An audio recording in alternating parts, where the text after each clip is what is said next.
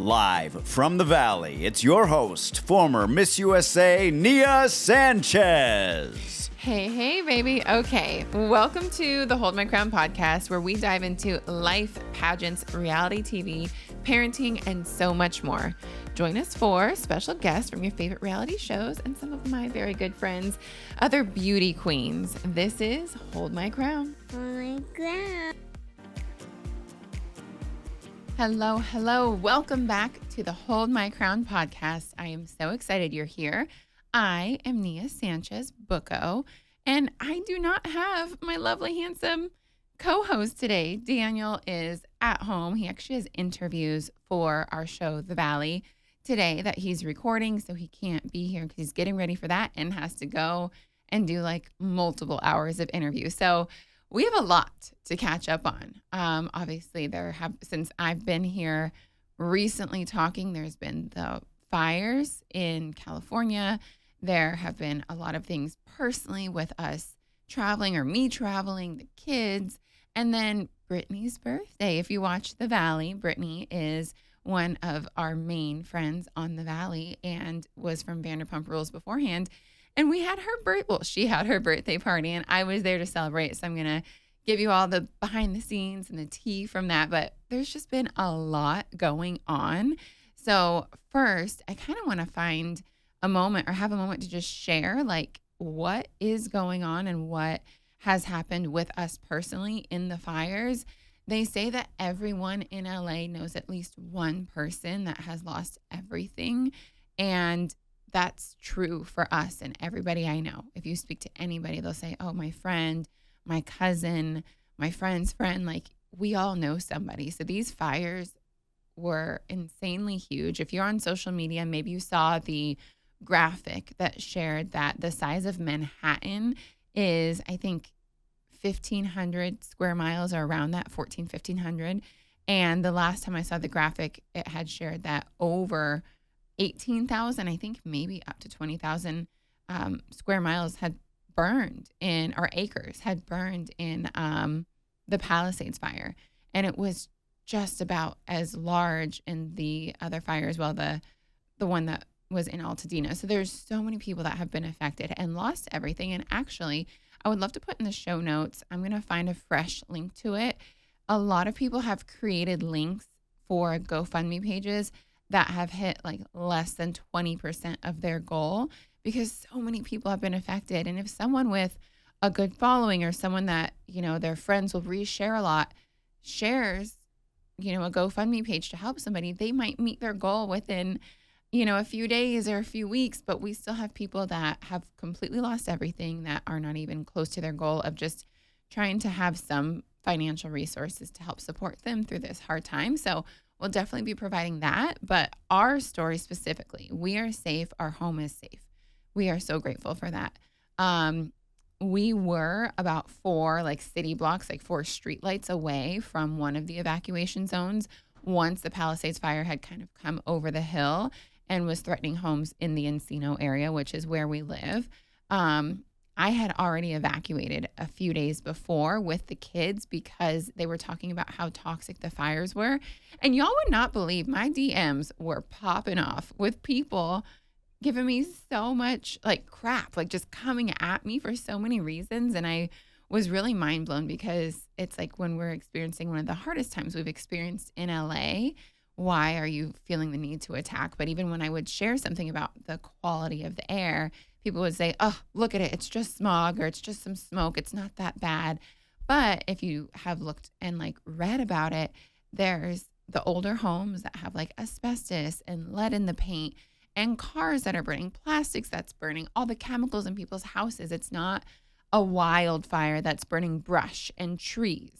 It's so much more than that, because people's homes and chemicals and paints and all of that is being burnt, and all those fumes are going into the air. So we decided it was best for our family to get out of LA. My dad said, hey, the weather's great. Come on over to the Temecula area where my family's from. He said the air is great. I get in the car and I start driving down, and the air is not great. I'm looking around and I'm like, what is going on? Why is the air looking so polluted, or what? Is it smog? What is it? And I get down there and they had been having fires down there too. But apparently they popped up within that day that I was driving, and it was brush fires, which were not as like toxic and unhealthy in the air. And they didn't threaten any physical structures in that area, which was good. So another like very random side note, one of my best friends from Australia, who was my roommate at Miss Universe, actually 10 years ago this month, she had flown into LA to do a girls trip to LA. So obviously these fires and life and circumstances happen, and the planned LA trip did not go as according to plan. So she evacuated with me. Poor girl. Throw her in my car, Tegan, and we'll have to have her on the podcast soon because she is so smart. She's hilarious. We have so many Crown confession stories that we could share with you. But she came with me and the kids and went to my grandma's house. So she's planning this LA trip. We were planning to, do West Hollywood and have fun. And we had a different kind of fun. You have to make the best of the circumstances. And all we were able to do was to just keep everybody safe and try to keep the kids entertained, because the kids don't know what's going on. So even when us as adults are stressing out and overwhelmed and want to make sure our friends are safe, our family's safe, our health is safe, like everything is okay, we just had to still keep the kids happy because they don't know what's going on, and we don't want to put any kind of like fear into them if we don't have to. So that's that. And she came with me, and then Daniel joined 3 days later. He actually had, or I think it was 2 days later, he actually had work. So one of his jobs got canceled because one of the studios completely closed down. I think it was Paramount, might have been Universal. I think it was Universal. But the Warner Brothers studios still stayed open for the jobs that they had there. So he went into work. I think he had 2 days of work, and then he came down and joined us. And we stayed away for about a week and a half, and then came back. The air was still bad. Kids did not leave the house. We had air purifiers, humidifiers, everything going, detox baths. The kids literally got sick 2 days after the fire started. And this is before we knew how toxic the air was, and we were still going on walks and all of that. So I feel like that had affected them a bit. But everybody's healthy, happy, and whole now. And we do have a lot of friends that were affected, direct close friends that their houses burnt to the ground. So we'll be putting links in the show notes. So if you guys have a moment and you just want to click and support, what I say is like every bit helps. If I post something on my Instagram stories and I have thousands of people viewing it, I've seen thousands of clicks on these links. And that, if everybody donated $2, $5, $10 to one or two of these, GoFundMe pages, that could create an insane amount of change if there's thousands of people, clicking and providing a little bit of help. If that's not something that is possible, that's okay too. But I just wanted to make sure that the resources are available. So if you want to click, you can, and support, you can. And there's obviously other ways. Daniel and I will actually be giving back this weekend, physically in person, now that the air is a little bit better. And me being pregnant, I have to be so careful. So we can get out and do that, packing boxes for those families that have been affected. So we're all coming together. It's been beautiful to see how LA has come together and support their own, and even people from outside of Los Angeles. There's been so much support. So we're so grateful for that. And now it's just, we don't know how long it's going to take. I think bare minimum 2 years, I think, until some residents are even allowed back into their neighborhoods to kind of really work on rebuilding. There's so much that goes into it, behind it. And then I've heard people say like it could take up to 10 years to get those communities feeling like they are like thriving communities again. So send your prayers, and I love and appreciate everybody's support. We are going to take a quick break in a second. When we come back from the break, we're going to be talking about Brittany's party, this incredible little getaway that I had for a work trip, but also all the craziness that happened when I was on this getaway. Because for some reason, of course, when mama leaves town, like, stuff hits the fan. And I'm like, why am I only gone for 2 nights, like 2.5, almost 3 days, and everything goes wrong? So I'm going to tell you what happened with all of that, and then also fill you in just a bit on all of the future guests that we have already scheduled and planned. This is going to be a fun year in 2025. We're getting rid of January. We ain't got time for that. Like, we'll leave January in the past. And we're going to be going into the rest of 2025 so fresh and so much to do. So let's take a quick little break, and we'll be right back.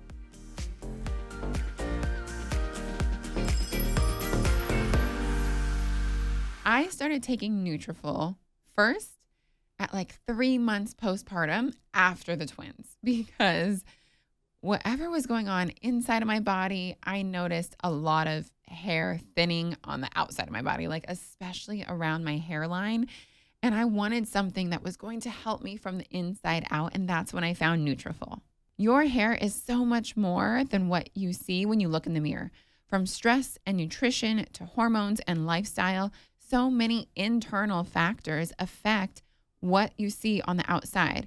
With Nutrafol's science-backed whole body approach, nourish growth from within and achieve your best hair yet. Nutrafol is the #1 dermatologist recommended hair growth supplement brand, trusted by over 1 million people. See thicker, stronger, faster growing hair with less shedding in just 3 to 6 months with Nutrafol. Physician formulated with 100% drug-free ingredients, Nutrafol's supplements support visibly thicker, stronger hair from within by targeting root causes of thinning, including stress, hormones, aging, nutrition, lifestyle, and metabolism as they evolve through a woman's life. Building a hair growth routine is simple. Purchase online, no prescription required, automated deliveries, and free shipping keep you on track. Plus, with a Nutrafol subscription, you can save up to 20%.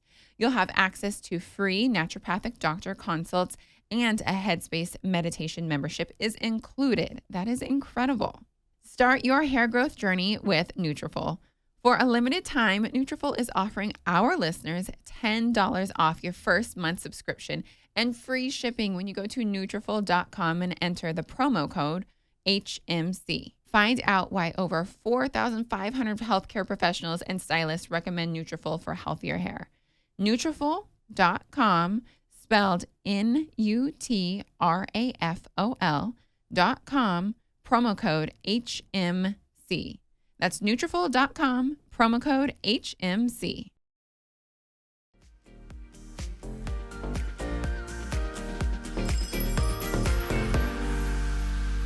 Okay, welcome back from the break. We are going to quickly tell you the story. I had a great work trip, let me tell you. It was all for the mamas. I just got back, and it was with Zoe Strollers, which is an incredible stroller company who actually donated a lot of strollers to the victims of the LA fires, which is wonderful. They have a brand new stroller called The Journey, and that's why I was on this trip. It was for a lot of other moms that have multiple babies that want to share like Zoe and their brand in the stroller. So it was wonderful.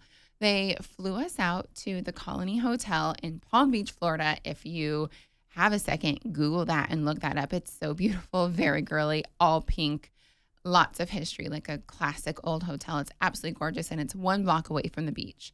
So they flew us all out. There was, maybe 15 moms out there. And it really was, yes, of course, to feature the stroller, but they made it all about taking care of us mamas. They had a beautiful dinner. We did yoga one morning. They had a pajama party. Like everything was taken care of. It was a wonderful brand trip. And actually, I could even do a whole episode just about being like a content creator and working with brands, because I know a lot of people have questions about that, how to get into it, how it works. Like, do you get paid? Do you not? And I can just pull back the curtain and tell you everything. I've been paid for some incredible brand trips, and I have gone on some also absolutely incredible brand trips that are not paid at all, but it's still a great experience, and I love the brand. So it goes both ways. This trip was phenomenal. So many amazing mamas, most of them from Tennessee and Texas. I feel like there's so many family-based content creators out there. And then myself and my girlfriend, Sarah Rose Summers, who is a former Miss USA, also came with me. She has the sweetest little boy at home, and it was fun that she was able to get away because her mom was in town, and so was mine. So I do this trip. I kind of gave you guys the bullet points. It was wonderful. Hanging by the pool, going to the beach, doing yoga, like absolutely magical. But then you cut to what's happening at home, and I'm getting text messages from my mom, who was there helping, and Daniel. I feel like multiple times a day. They weren't bombarding me. They were allowing me to enjoy my trip, but I would check in and say, hey, how's it going? What's the latest? What's going on? And everything went wrong. And when I'm at home, I feel like we have a normal routine and everything's good. And I had no issues, even if I were just to leave all the kids with Daniel. He is the most like competent, wonderful parent, and he can do it on his own. My mom at this point, she spends so much time with us. She can do it on her own. So having two people they know the routine, they know the kids well, they know what they like, what they don't like, they know their schedules. I expected it to be flawless. Like two very wonderful adults that know everything with our children. No. So I think it was on the first night that I was gone. Daniel didn't even text me. He sent this in his family group chat, a picture, and I'm not going to get too graphic, but long story short, vomit covering our entire bed. Asher doesn't throw up. I don't think he did one projectile vomit when he was like a baby, maybe too much milk. He has never thrown up, ever, in his life. And he vomited over our entire bed, our very expensive Cozy Earth sheets that I had just put on the bed, and my maternity pillow, everything just covered. And again, Daniel did not text me this. He sent it to his family group chat, and I opened up the family group chat, and I'm like, oh my gosh, what is happening? What happened? What? Did someone make something that Asher's never eaten before? Like, did he get a virus? Like, was he out playing? Like, he shouldn't be out. The air is still bad. Like, what is going on? And so we don't really know what happened. But when I did call Daniel and tried to get more information, it was Asher wasn't really wanting to eat all day. They would offer him food. He would have some water, but he would just say no to like every meal or nibble a bite or two on some like bread. And he was saying that he felt fine. He was snuggling with Daniel in bed, watching football before bedtime, because that's very much of like the boys' bonding time. So he was snuggling in bed, and my mom was like, as anybody, if my kid hadn't eaten all day, I would be trying to like get something simple that they can eat. So she made a little quote unquote like picnic in bed. And it was a tray with just a few different options and a little bit and a smoothie pouch, like one of those smoothie pouches. He didn't touch any of the food still all day long. Didn't want to eat. Didn't touch any of the food on the picnic tray. He had half a smoothie pouch, and 20 minutes later, that all came up. Poor buddy. So he was listening to his body. That's one thing that went wrong. I think there were simple little things like a kid, bonked their head and they were crying, little stuff like that. That's normal. Kids do that.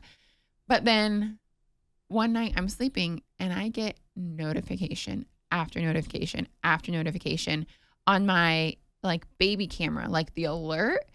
And my poor baby girls are waking up all night long, like screaming.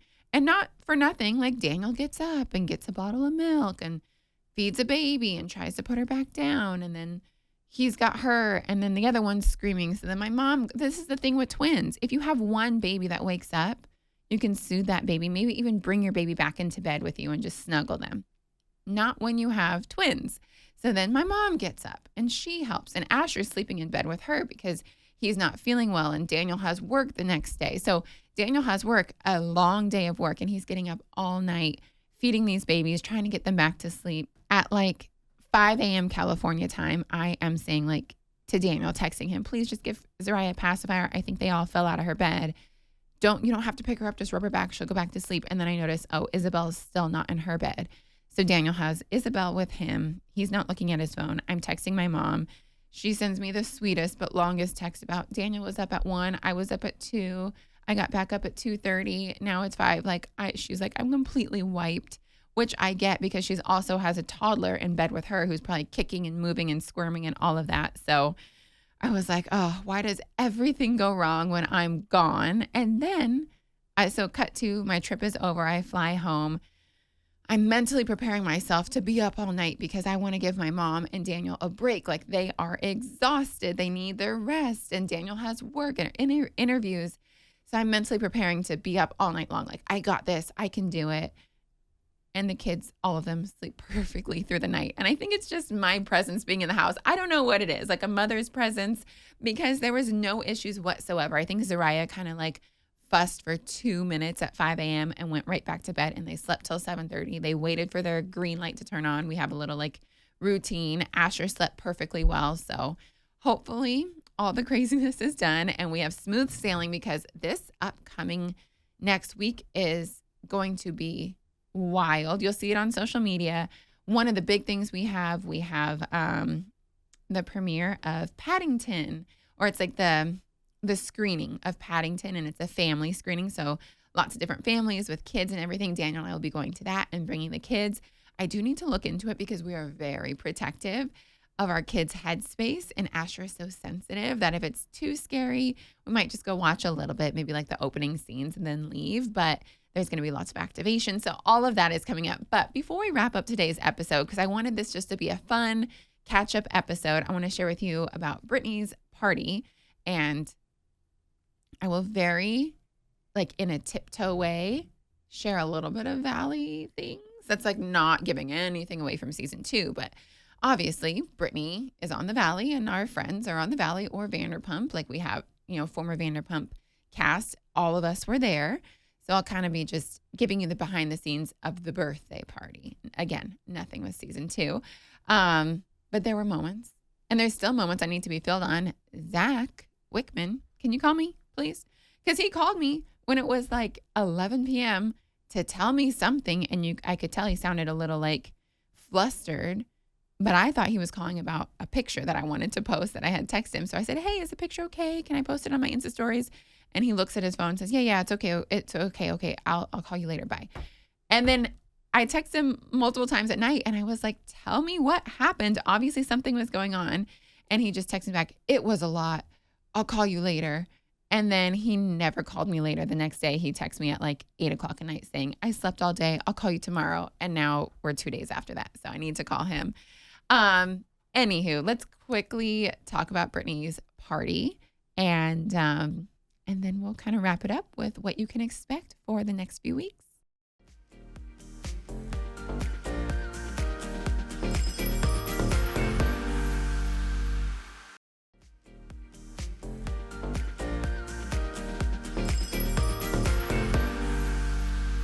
So Brittany and I are actually very close in age. She turned 36 and I am turning 35, but just let's pretend you guys don't know those numbers. I feel very similar to her when she was doing her speech at her sit-down dinner, which I was a part of.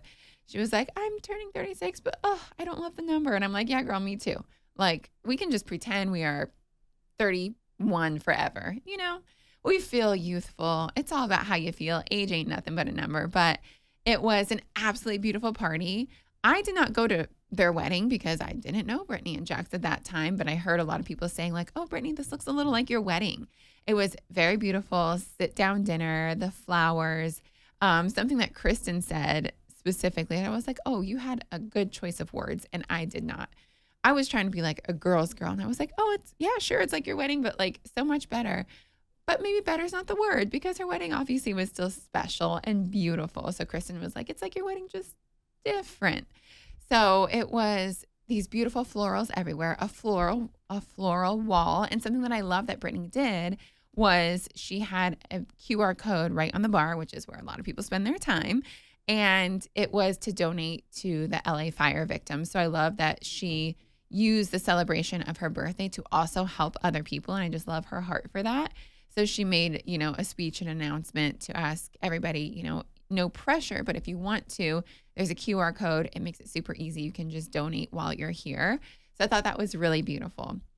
The only problem for me at Brittany's birthday was that I was catching a red-eye flight to my work trip that I already told you guys about.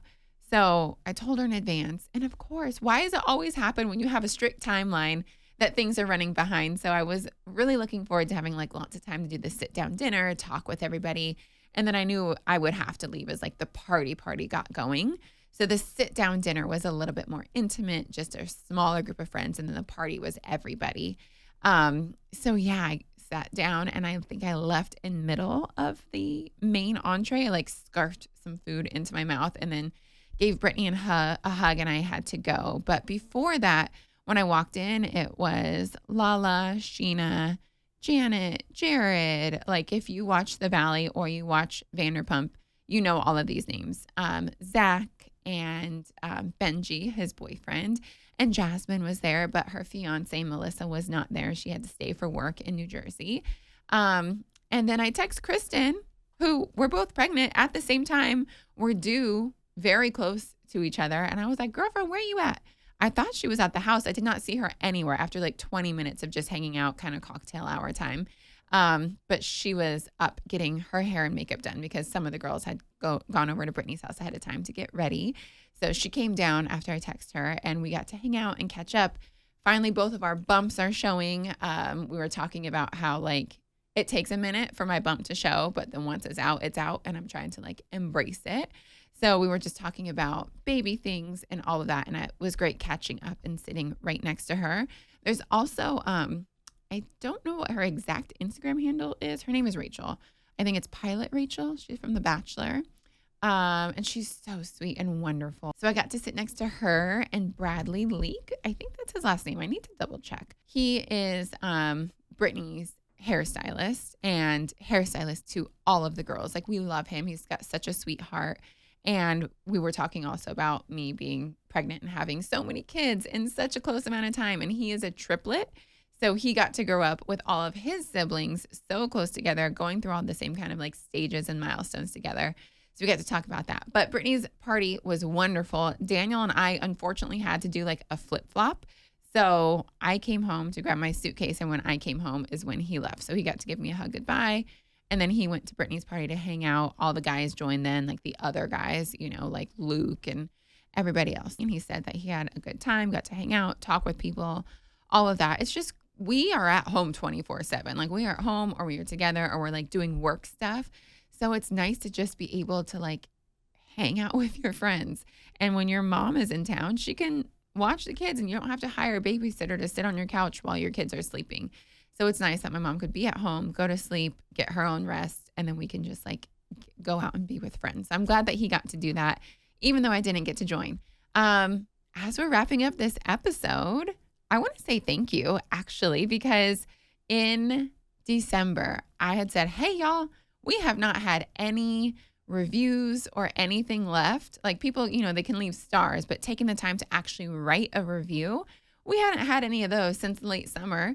And now we have a lot more. So I'm going to read one of those really quick and then also give you a heads up on what to expect. So I realized we have not done Crown Confession episodes in quite some time, and those are fun.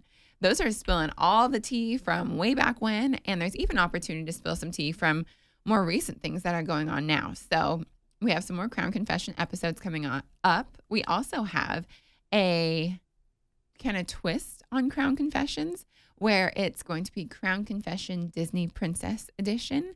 And I have friends that I've worked at Disneyland with that are going to come and join, and we will tell you all of our stories, because let me tell you, I could tell you stories all day long, from working in Hong Kong to working at Disneyland, California, the crazy things that the creepy uncles are saying to you, the proposals that you get, the cute little things that like little kiddos say. There's a lot of stories to tell, and even the behind the scenes that you don't see. People always ask like, oh, are there tunnels under Disneyland? Are there this and that? And it is kind of crazy, the break rooms and all that they have behind the scenes. So we have a lot to share.